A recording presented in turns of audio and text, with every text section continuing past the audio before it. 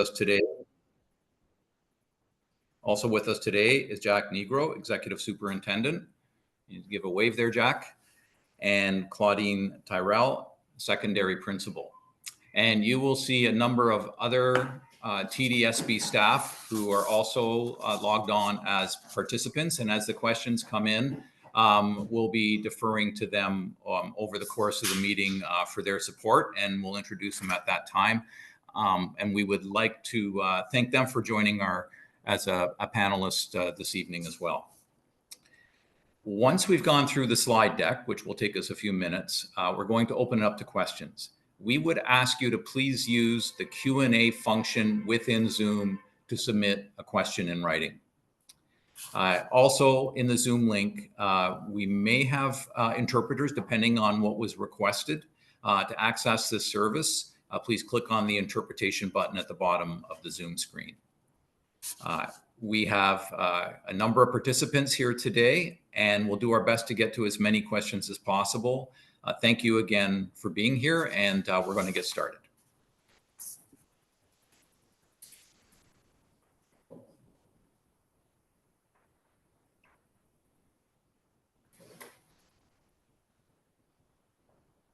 Hey, Claudine, if you can go to the next screen, please.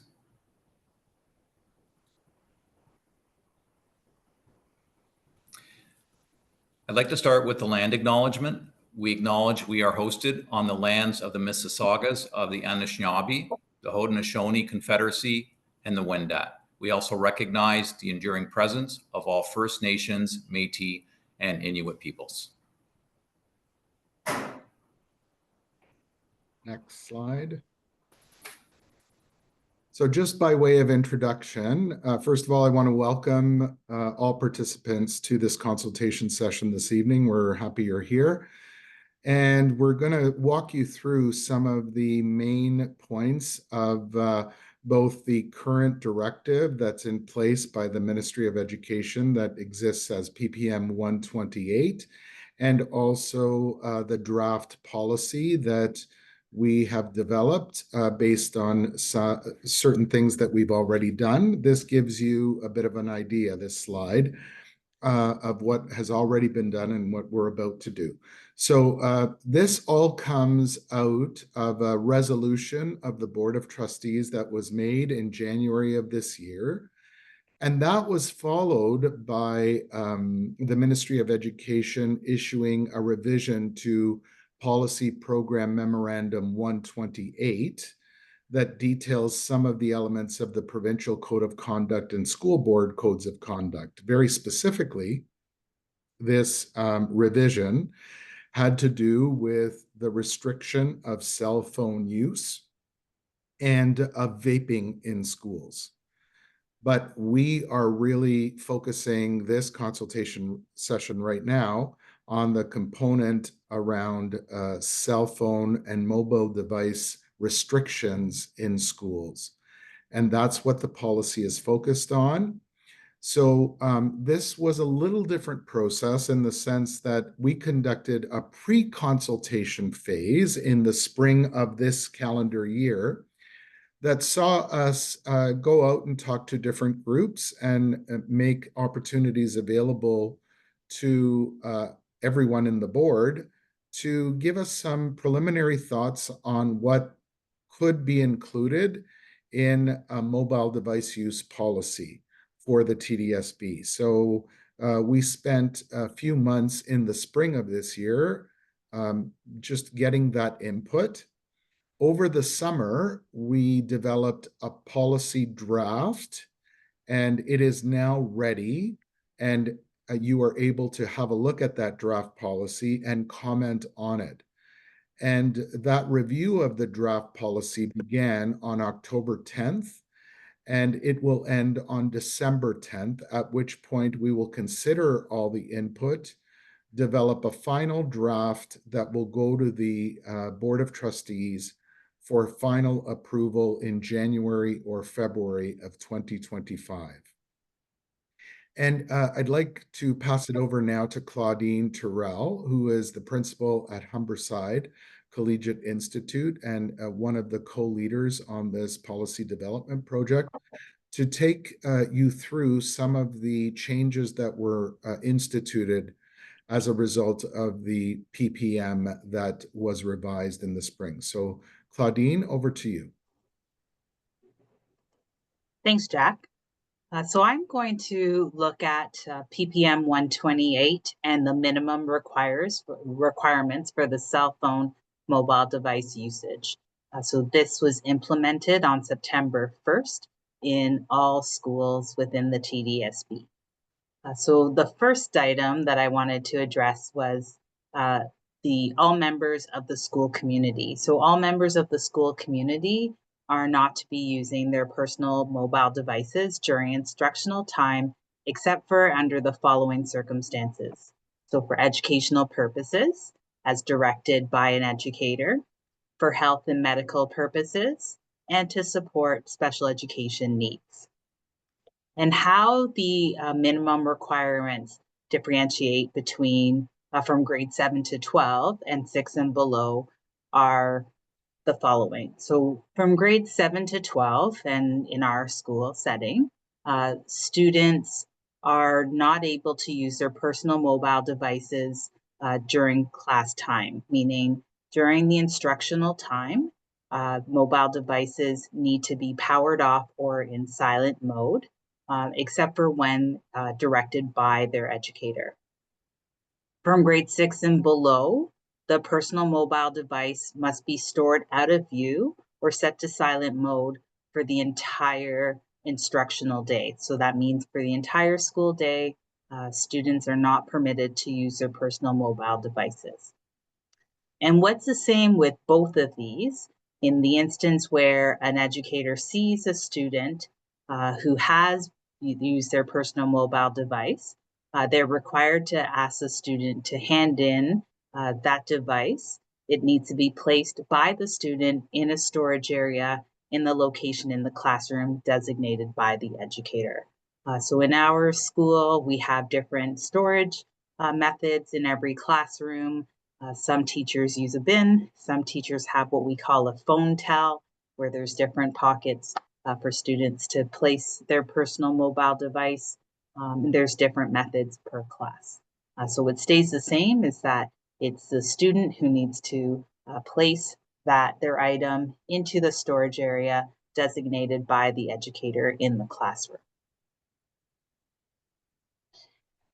So we always remind students, and this was a reminder that we had at the beginning of the school year, and we reminded parents of this as well, that students are responsible for their personal mobile device, how they use it, and the consequences for not following the school board's policy on the usage. Per PPM 145, the Progressive Discipline in Promoting Positive Student Behavior, we look at progressive discipline when students are not following the rules, let's say, of using their personal mobile device. We have looked at it from a progressive discipline approach, meaning we have eased into the policy, into the memorandum, ensuring that students really understand the why behind not using their personal mobile device. But there are times when we have to look at more stricter measures. So the other thing is restricting access to social media. So social media has been blocked. So students who are trying to use their personal mobile device to access social media can only do that using their own data, and you can't access it through the Wi-Fi. And so there's a list that's been provided to schools that the board has decided which social media outlets will not be used, so such as Instagram, Facebook, etc. But this does not restrict access from students or staff from text messaging. And lastly, as part of the minimum requirements, we remind everyone that the PPM 128 applies to the entire school community. So whoever's entering the building, whether on a school bus, at school-related events, or in the virtual learning environment, that the PPM 128 applies to them. We also remind everyone that members of the community are not to record, take, or share non-consensual recordings or photos of members of the school community. And again, the procedure does distinguish between staff and students and other members of the school community, but we really emphasize that when you are in the instructional setting, meaning in the classroom, we want to ensure that no one is using their personal mobile device. And finally, the definition of a personal mobile device is any personal electronic device that can be used to communicate, or access the internet. So the examples would be a cell phone, tablet, laptop, or smartwatch. And when we're speaking about device storage, right now, the cell phone policy doesn't really address storage. So right now, it's a local decision in terms of how storage will look. And then we're looking at possibly a board-wide approach to what storage will look like as we develop the policy. And over to you, John. Thank you, Jack and Claudine, for those explanations. Next, we're going to talk briefly about the timeline and how we got to this particular point in the policy development process and the consultation. So as you saw earlier and Jack had discussed, the Board of Trustees passed a motion for us to develop a personal mobile device policy. And as a result of that motion, between May and July 2024, we did pre-consultation with schools and community partners. That ended on June the 30th. We also had a student focus group during our secondary summer school run by students from a leadership perspective.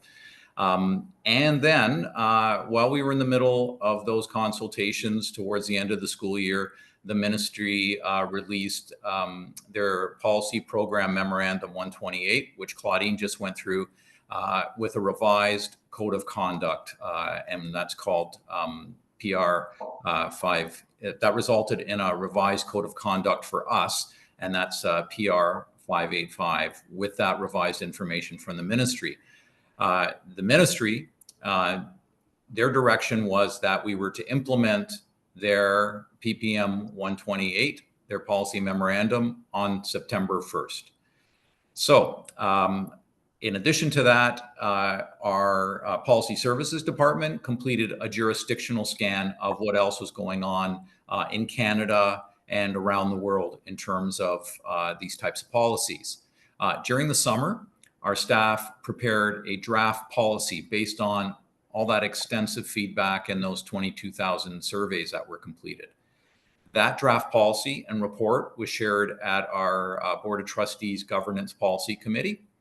And in September 2024, we officially commenced that consultation. So what's going on right now is on our board's website, under the personal mobile device area, beginning on October 10th, you can go there, and we'll show you the link to that a little bit later on. You can go directly there, pull up the draft policy. Then there's another link which brings up a text box where you can enter your comments about the policy. So that process will run, the consultation on the draft policy, from October 9th and will end on December the 10th. At that particular point, staff will gather all of that information and update the draft. And then that draft policy will then be presented in January or February to a Board of Trustees meeting for approval. It'll first go to governance and policy, and then it'll go to a regular board meeting. Please note that it's only after that an operational procedure, which is far more detail oriented, it's more the how it takes place in the schools, will be developed after the policy passes the Board of Trustees.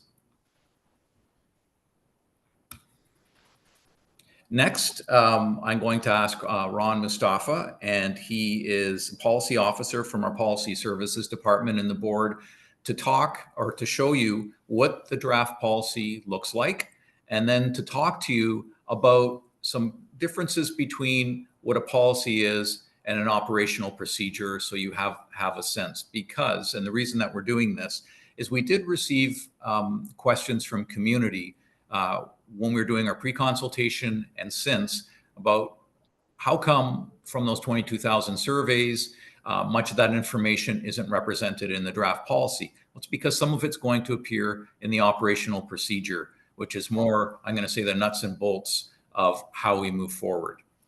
Ron, I'm going to turn it over to you. Good afternoon, everyone. Thank you, John, for that. I'm just going to share my screen. Claudine or Ricardo, can you just give me sharing ability, please? Thank you so much. So, hi, everyone. So, as John mentioned, you'll see a link. As you saw the link on that presentation, it will take you here. And to find the draft policy, as you can see in the bottom text right here, it says submit feedback. So you can go here and submit your feedback. We have a survey set up, not a survey, but more of an open kind of open survey where you can submit your responses. It's taking time to load. But the draft policy is right here as well for your reading. And I'll just pull it up so everyone can give it a brief overview of what we worked on. And this is based on the comments that we heard during the pre-consultation phase and also PPM 128 and PPM 145, as Claudine explained earlier. So in our policies, we have a rationale section. Of course, the title, when it was adopted, affected, we don't have that yet because it hasn't been officially approved. We have the rationale section saying that it was developed in resolution from the Board of Trustees, as Jack mentioned, in January, and that it's aligned with PPM 128 and also TDSB policies, specifically the acceptable use of information tech, communications, the caring and safe schools policy, equity, and the human rights policy.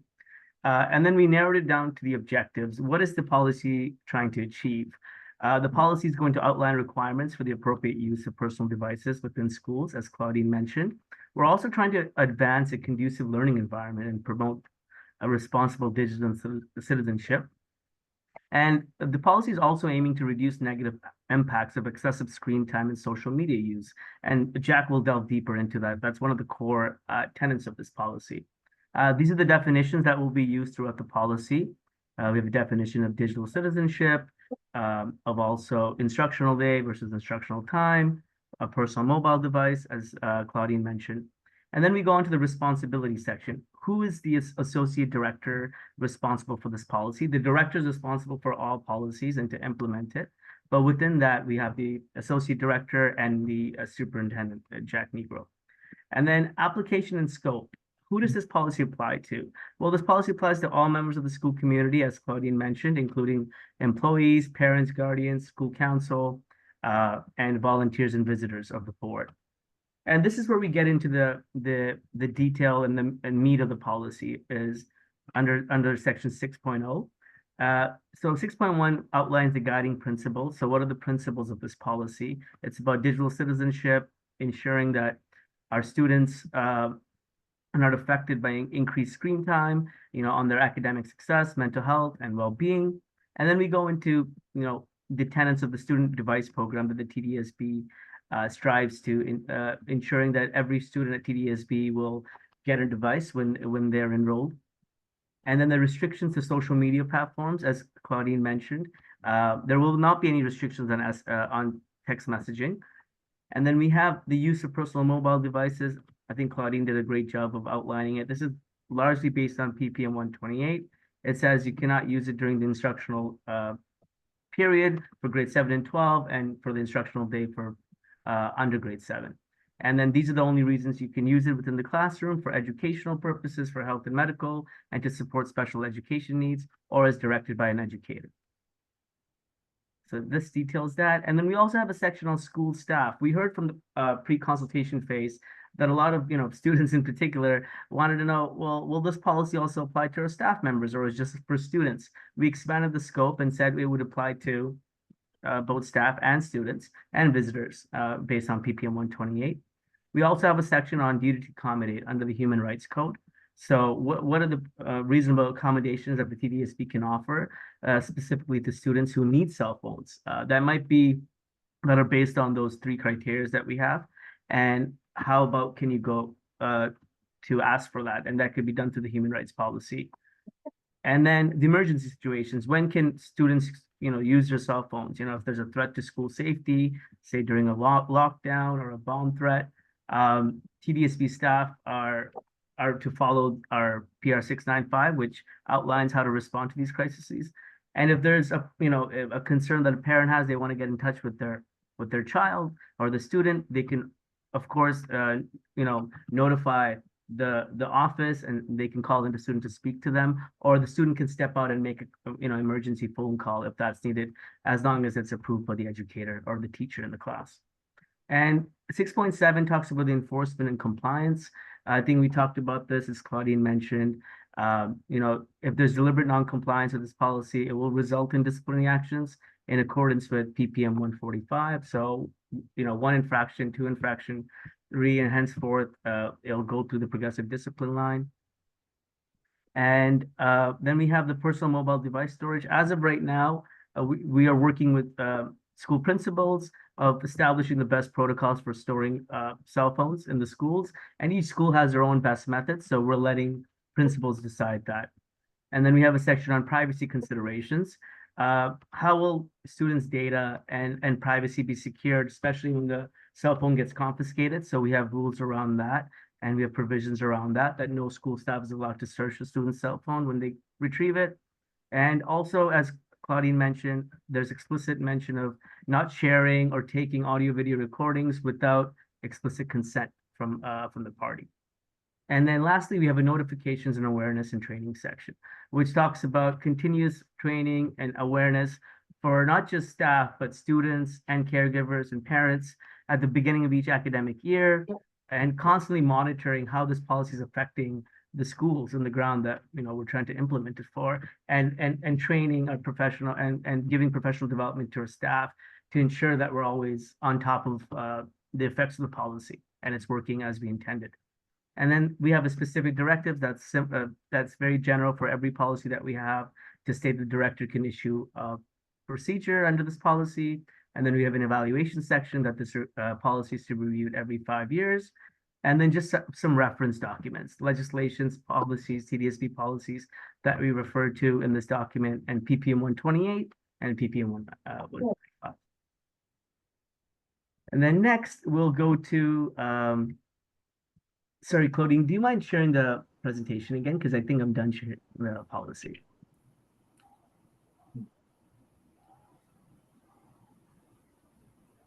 Thank you so much. And just next slide. Great. So this, I just wanted to take everyone's time just for a few minutes and to explain the difference between a policy and procedure. We've been getting a lot of feedback that looks at the procedural elements, and as John said, the more detail. So we just wanted to differentiate the two. Right now, we're working on the policy. So what is a policy? A policy is a statement of intent, a governing principles or end results adopted by the board, and it's rules that apply system-wide throughout the TDSB. It's a very, it's not very broad, but it's a broad goal, but a clear commitment and statement that the TDSB has to do. It's a must, and it's approved by the Board of Trustees, and it's about what the board wants to achieve collectively for its students, for its parents, and for all the stakeholders that it serves. And a procedure, falls under a policy. So once a policy is made, the procedure will take the provisions from the policy and try to implement them. So the who's, the what's, the when's, and the how's. Who will do it and how will they do it? And so, for example, the storage that we had, how will we do that? How will principals or students store their cell phones? That would be detailed in a procedure. So a procedure is a document issued by the Director of Education, and it's process oriented. It explains how governing policy requirements must be implemented. It gives out steps and processes to carry out governing policy. As I said, detailed instructions on the how-tos. It's mandatory and may have optional steps for different situations. So that's the detail, and feel free to provide all your feedback right now for both policy and procedure, so we can use your feedback later on when we develop the procedure to embed those feedback that we have received. So we just wanted to outline that and give you an understanding of the lay of the land. Thanks again. Okay. Thank you. Thanks, Ron. Appreciate those explanations from a policy perspective. Next, I'm going to turn it over to Jack and Claudine, and they're going to go over the last couple of slides. And just a reminder to everyone that the Q&A button, you can submit questions. And after these next couple of slides, we're going to start with the questions. Thanks. So Claudine, I'll take this one and you take the last two. How's that? So this is a different process because we actually have implemented some elements of what we're going to have in the final policy because of the change in the PPM. So we've gotten a bit of a head start on this, but we recognize that this is going to take some time. And we are 6 or 7 weeks into this new requirement for our schools. And we've generally had some pretty good success at the beginning of this, and we'll call on our principals to talk about some of what they've experienced in the first 7 or 8 weeks. But we really do want to put a focus on positive mental health and well-being of our students as we make these changes.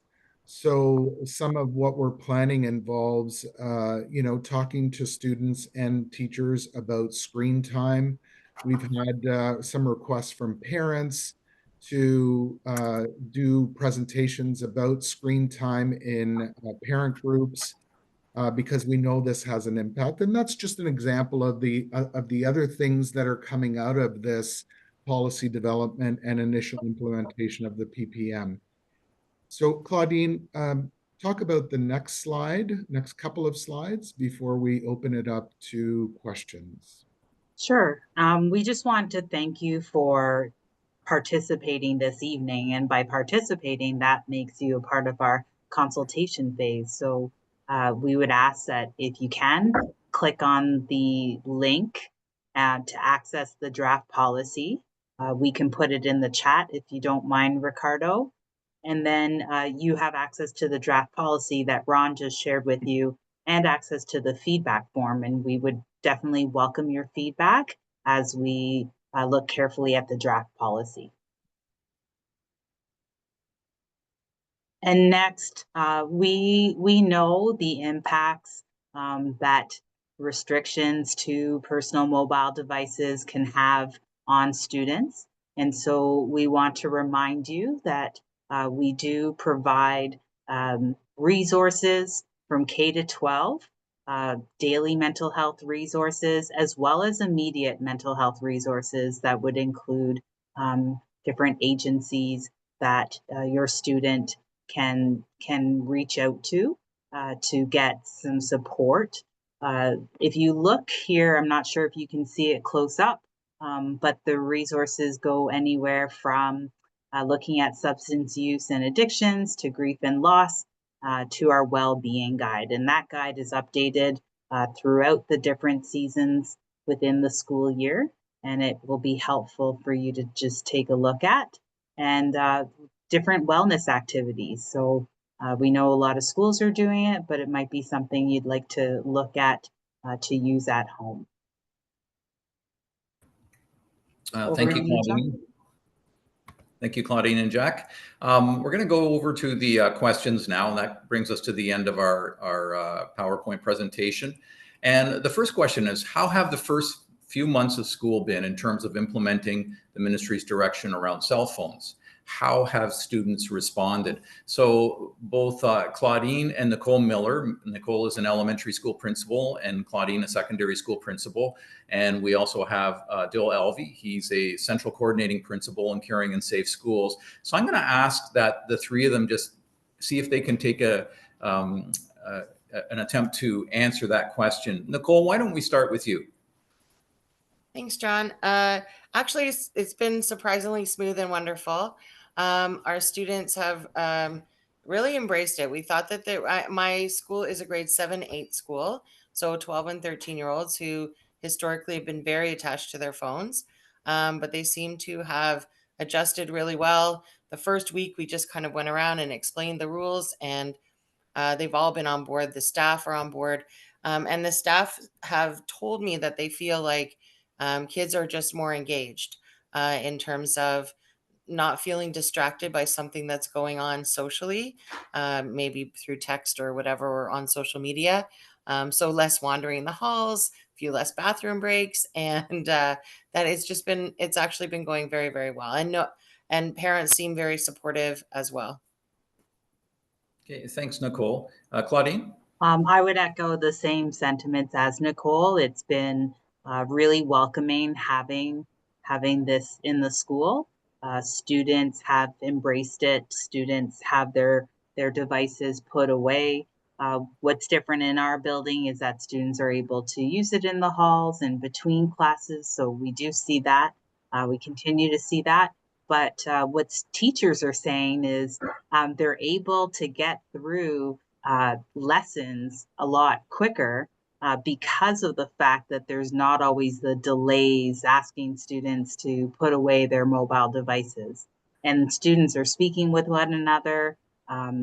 It's really been engaging in the classroom. They're really getting to know each other and really have some good dialogue in all of their classes. Okay, thank you, Claudine. Dill, you're in Caring and Safe Schools, so you have a bit of a lens on the system in terms of whether there's been any discipline issues or suspensions relating to the implementation of PPM 128 since September, because there was a feeling when we did the consultation that the ministry's PPM was pretty heavy-handed in terms of the language, in terms of discipline, and there were concerns certainly being raised by parents and caregivers relating to that. So what are your thoughts there? Thanks, John. My thoughts are very similar to Claudine's and Nicole's. I echo the same sentiments. Actually, the policy, as they've already mentioned, has been so well respected and received by our students from kindergarten to grade 12, actually. There have been 0 cases referred to Caring and Safe Schools. There have been no suspensions that I'm aware of or any disciplinary action related to cell phone misuse. As mentioned by Claudine, we do follow progressive discipline. And so I'm sure there are instances where kids have to be reminded, please put the phone away, but schools are handling it very effectively. And there have been no escalations that have come to our office. Okay, thank you, Dill. Appreciate that. Okay, we're going to go to the next question. When do you expect that the operational procedures relating to this policy will be established? And will there also be an opportunity as part of that process for members of the public to provide input into the operational procedures? So I'm going to ask Ron if he could answer this question, please. Thanks, John. Great question. So the operational procedure is developed after the policy is approved. And we're thinking around January and February, we'll bring the policy for final approval. And once that's approved, we'll start working on the operational procedure. And it takes about a year to implement an operational procedure and get it approved. And operational procedures, like we outlined before, it's approved by the Director of Education and our executives. So it's an internal document, but please feel free to provide your feedback now with the policy. When you submit your feedback for the policy, you can also put your feedback about operational bits in it, so we can take that into consideration when we develop the procedure.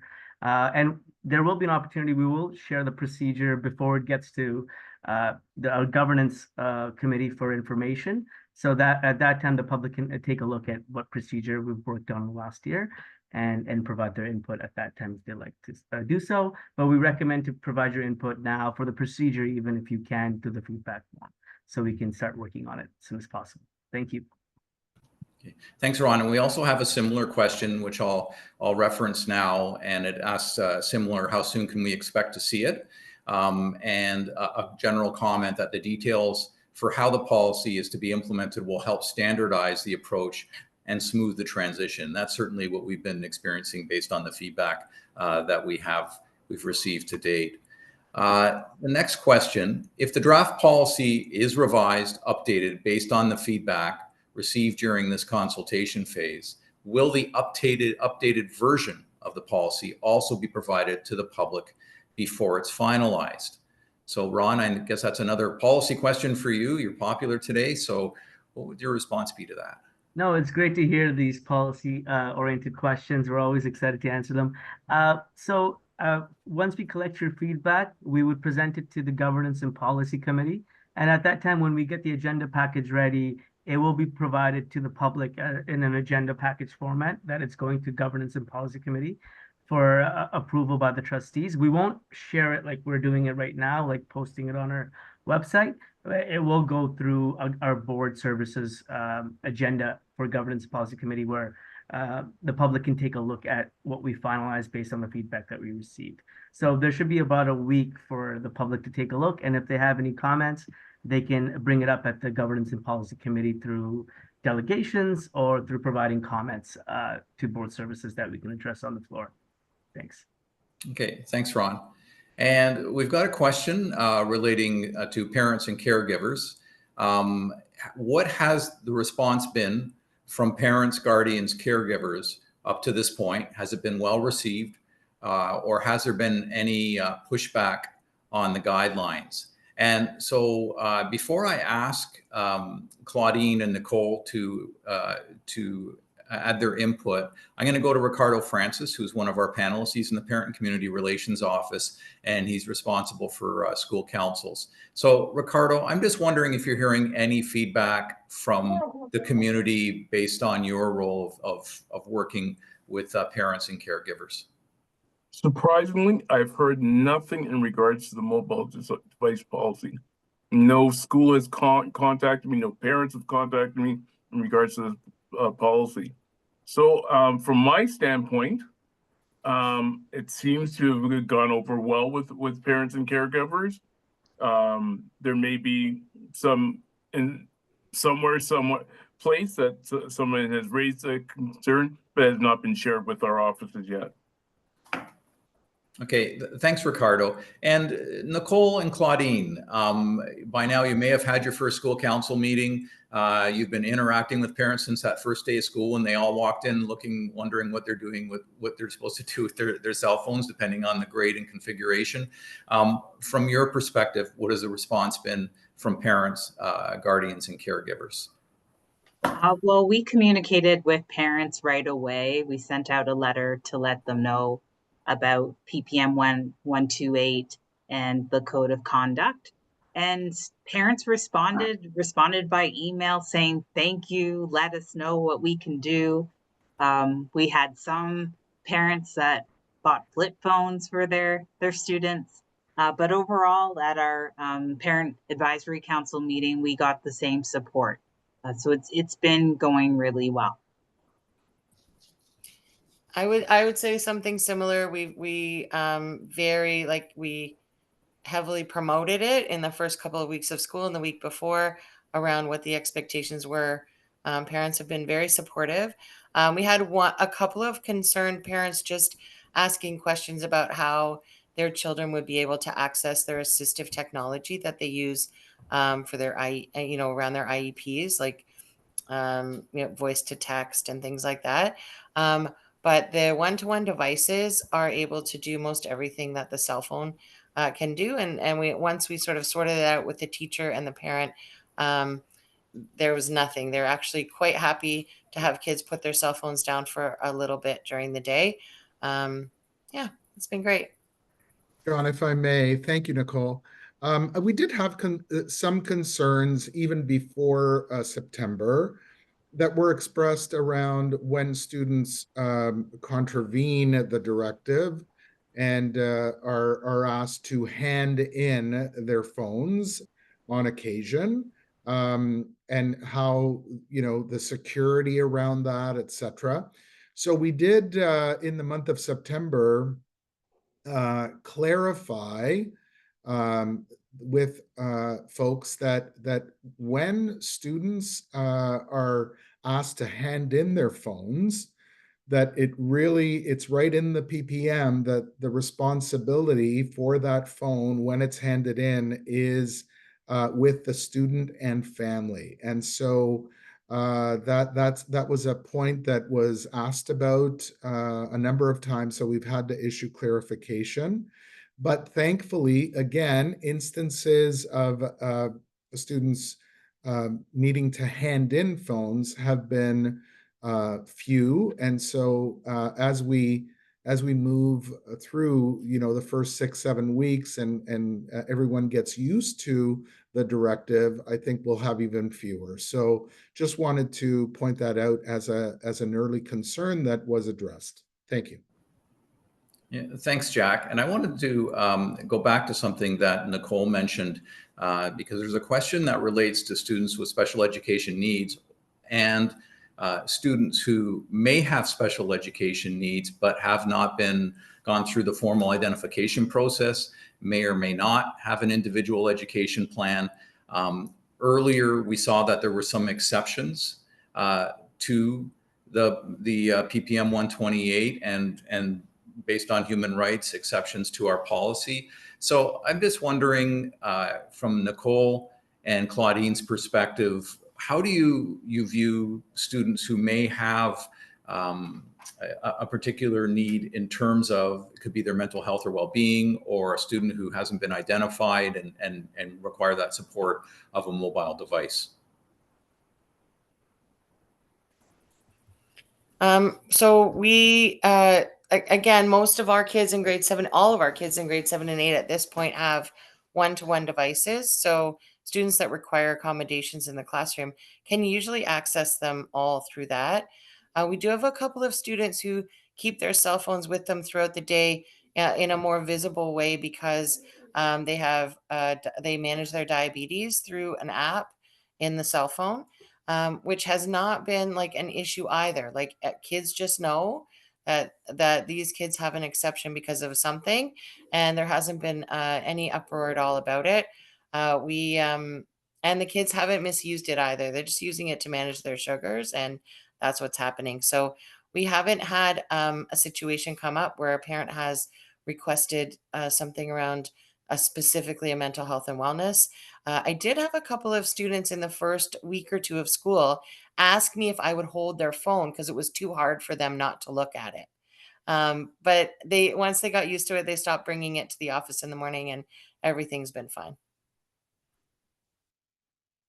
And I would say something similar with respect to, we have some students that have some generalized anxiety, and for them, it's really important to have their cell phone in order to listen to some music when they're doing independent work.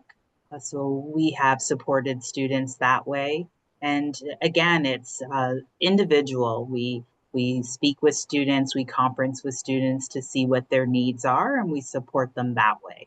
By all means, Jack has mentioned this earlier, this isn't a punitive approach. This is, a culture change, but we're here to support students and staff and the community along the way. So we want everyone to get acclimated, and students have, and everyone has responded well to it. Okay, thank you, Nicole. Thank you, Claudine. On to our next question. There are sections in the policy that I think need some clarification, which might be ironed out in the operational procedure. For example, enforcement of use of a device in a crisis situation, as outlined in 6.61. It is also unclear where the assigned locations are in a school referenced in 6.63. To whom may we address questions of clarification? So before we go to our panel, I would say that it would be important for you to go through the website and provide those specific comments as part of your feedback for the policy. Things like this are really important to us, as are all the comments that we're talking about today. But I'm going to start with Ron, and then perhaps Jack. Thanks, John. Thank you for that question. So this feedback is perfect for something that we can incorporate into our procedure. So please do provide this through the feedback form. I've also captured it in my notes. As for, it was also unclear where the assigned locations are in a school as referenced to 6.63. I think our thinking behind that provision was that the educator would decide where the student can take that emergency call. And this is an emergency that's happening personally to the students. It's not like a lockdown situation, but more a family emergency, and the student really needs to talk to their mom or dad. And they could say, teacher, may I step out? And the teacher could say, yes, please step out at, in the halls or go to the office and take this call. So we left it kind of broad so that each school and each educator can decide where a student can take that emergency call. So it was kind of done purposefully, but we're more than happy to look into it, especially in our operational procedure moving forward. So thank you.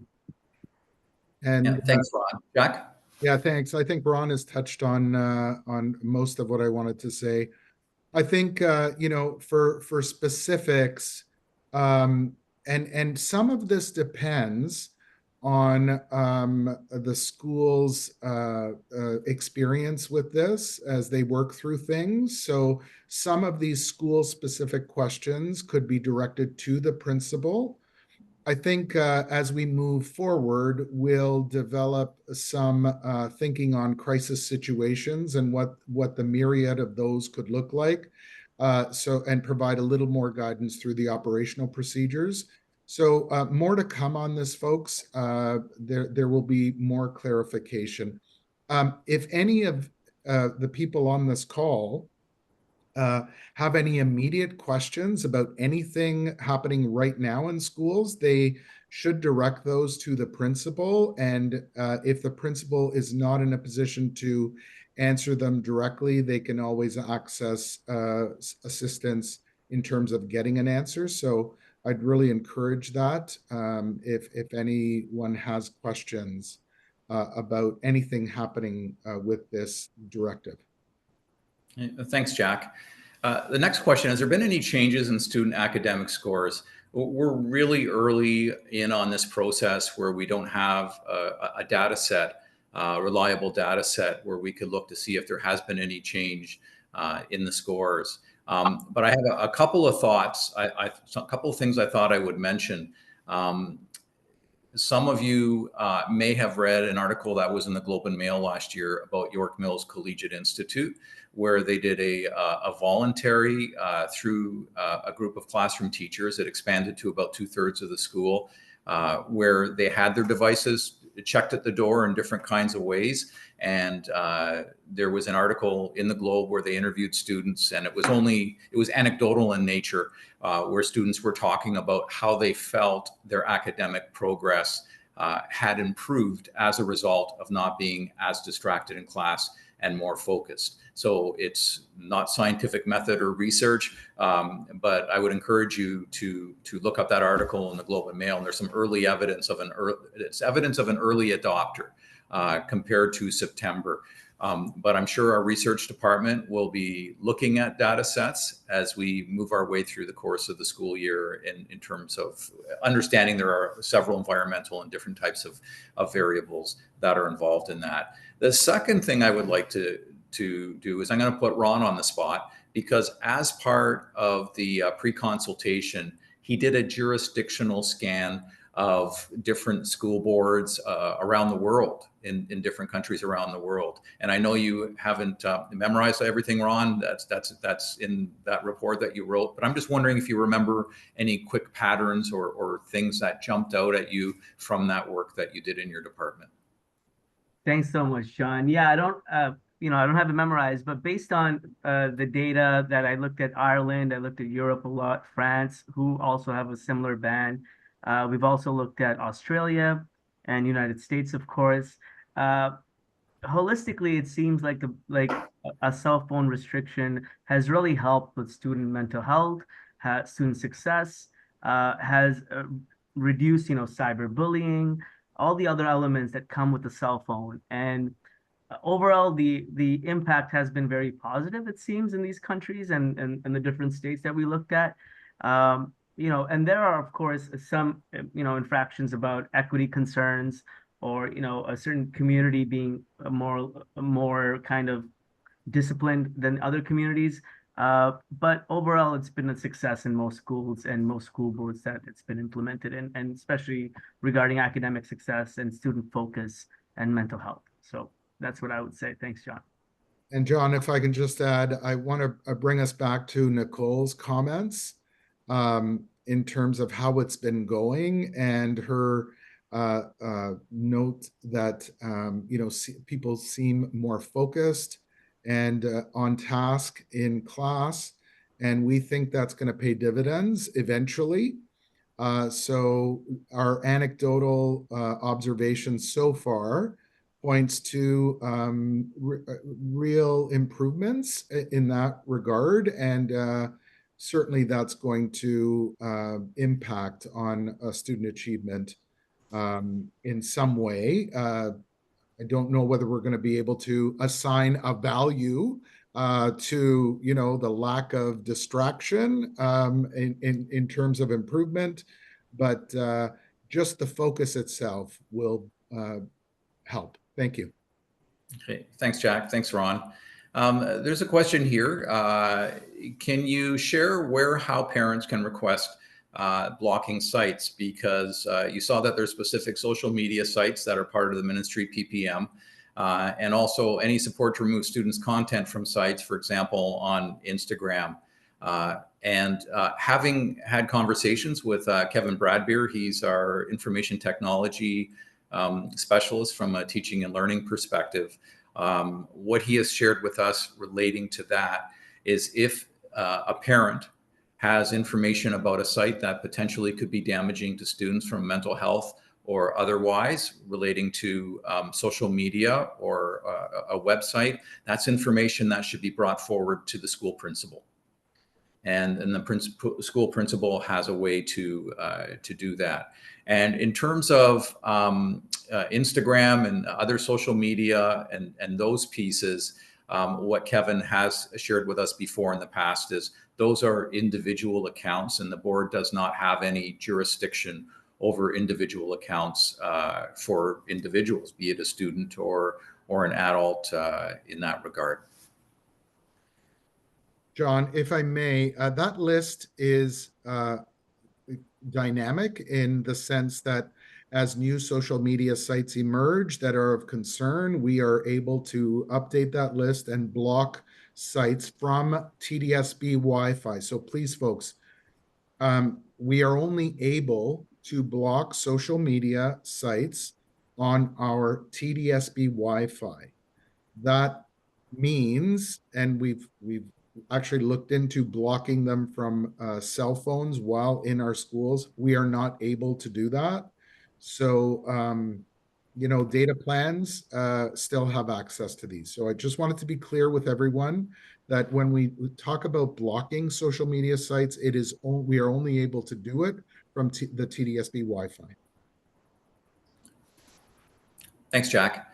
And then we have a question that relates to recording and what was in the ministry PPM 128 relating to that. It's also in our policy draft, and the rationale behind that. So Dill, I'm wondering if from a caring and safe schools perspective, you could outline why that might be there. Yeah, so thanks, John. We still continue to have concerns around students and others recording individuals without their permission. Often these things lead to bullying and cyberbullying and so on. So the message is really that no one should be recording other people without permission. Of course, it's very difficult to police. However, what they do with the recording is often easier for us to deal with. So for example, someone records somebody without permission and then they post it onto a platform, then it becomes the principal finds out about it and then they can deal with it. So really the messaging to the entire school community is that no one should be recording anyone without their permission. And especially if that does happen, no posting of that information or using that information for harmful purposes. So that's the messaging that we've been hearing, schools have been giving, and that's the one that we also echo loud and clear. Okay, thanks, Dill. At this particular point, we don't have any other questions in the board, and we're coming to the end of our session this evening. So I'm going to open it up to any of the panelists if there's anything else they would like to add before we close the meeting. I just want. Go ahead. Ricardo, go ahead. The only thing I just wanted to share was in the chat is the link for the resources for the mobile device policy. And John, I just wanted to share with the group in attendance that we hope you can talk to others, whether it be in your school community or outside of the community that may have something to offer in terms of advice for this policy, and point them in the direction of the policy webpage at TDSB for their input. That will remain open until December 10th, and we welcome all input from the community. Thank you. Hey, thanks, Jack. Okay, and with that, we're going to bring our meeting to a close. I would like to thank all of our panelists for giving of their time for the 2 webcasts. We had another one on Tuesday afternoon, and this is our second and our last one. And just to remind everyone to go to the launch website on our TDSB website, and to please provide your feedback on the draft policy, as it's very important to us. We would like to thank you for participating this evening, and we hope you have a great rest of the evening. Good night.